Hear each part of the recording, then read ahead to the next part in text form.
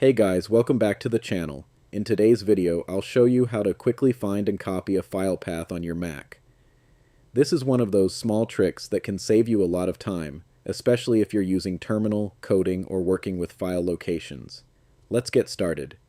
First, open Finder and locate the file or folder you want.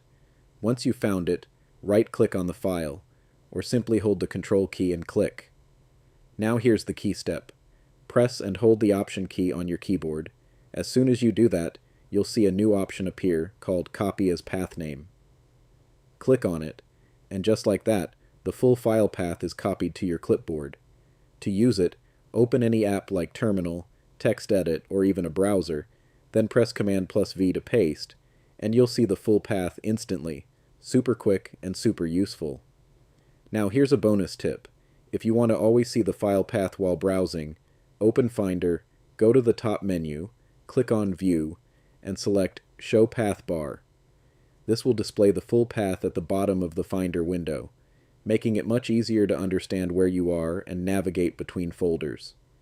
Another quick tip, if you're working a lot with files, you can also drag and drop a file directly into Terminal to automatically paste its path.